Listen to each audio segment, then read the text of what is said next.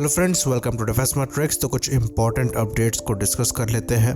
तो जैसा कि हम जानते हैं, दुबई एयर शो में इंडियन एयरफोर्स ने पार्टिसिपेट किया था अपनी 2 एरोबैटिक टीम के साथ में, जिसमें सूर्य किरण और सारंग एरोबैटिक टीम थी।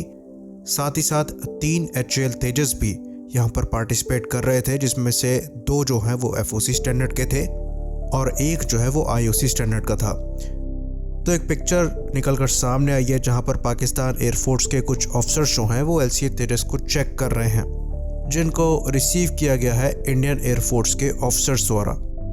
तो इसको लेकर कुछ लोगों के ये सवाल थे कि क्या ये सेफ रहेगा। जो एनिमी नेशंस के एक्सपर्ट हैं वो आकर आपके एयरक्राफ्ट को या फिर आपकी मशीन को चेक कर रहे हैं।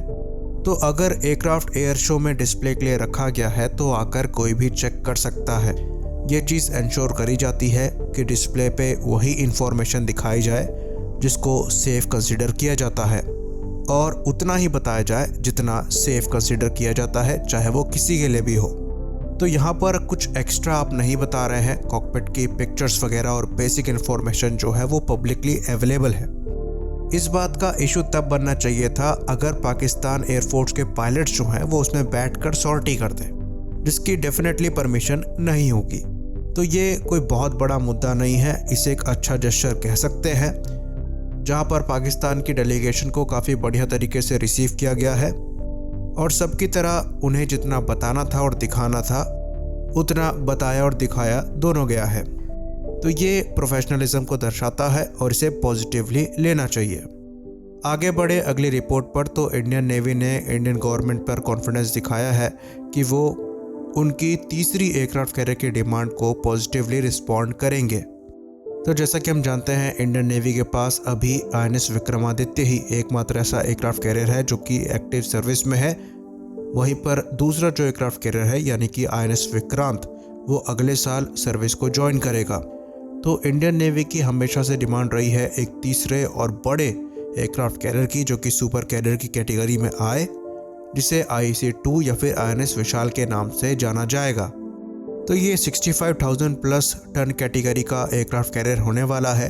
वहीं पर हमारे जो बाकी एयरक्राफ्ट कैरियर है जिसमें INS विक्रमादित्य और INS विक्रांत आते हैं, ये 40 से 45,000 टन क्लास कैटेगरी के हैं। तो ये जो बड़ा 65,000 टन क्लास कैटेगरी का एयरक्राफ्ट कैरियर होगा, ये भारी भरकम एयरक्राफ्ट को लॉन्च करने में सक्षम होगा, जिसमें AWACS जैसे एयरक्राफ्ट शामिल होंगे। साथ ही साथ जो फाइटर एयरक्राफ्ट इनसे लॉन्च होंगे वो अपने पूरे पेलोड के साथ टेक ऑफ करने में सक्षम होंगे। तो फ्यूचर को दिमाग में रखते हुए, जहां पर अनमैन्ड एरियल व्हीकल जो हैं वो एयरक्राफ्ट कैरियर से ऑपरेट होने वाले हैं, साथ ही साथ इंडिया फ्यूचर में TEDBF जैसे एयरक्राफ्ट को डेवलप करने वाला है जो कि काफ़ी ज़्यादा कैपेबल एयरक्राफ्ट होंगे। तो ऐसे बड़े एयरक्राफ्ट कैरियर जो हैं वो हमारे लिए बहुत ज़रूरी हैं अगर हम फ्यूचर में इंडिया के रोल को देखें इंडियन ओशन रीजन में, क्योंकि चाइना का जो एक्सपेंशन है वो काफ़ी तेज़ी से हो रहा है। तो इसको अगर अप्रूवल मिलता भी है तो बनने में कम से कम 10 से 15 साल का समय लग जाएगा।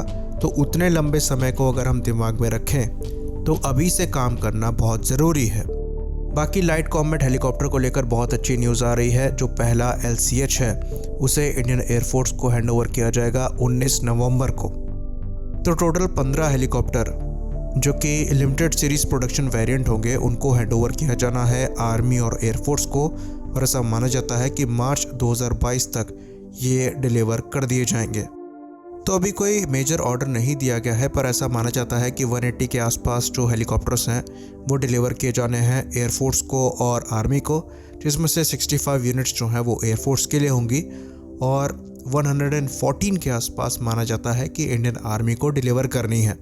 तो जैसा कि हम जानते हैं, ये काफ़ी कैपेबल हेलीकॉप्टर है। पहले ही इनको हायर एल्टीट्यूड पर टेस्ट कर लिया गया है और अभी इनके LSP वेरिएंट का जो प्रोडक्शन है वो चल रहा है।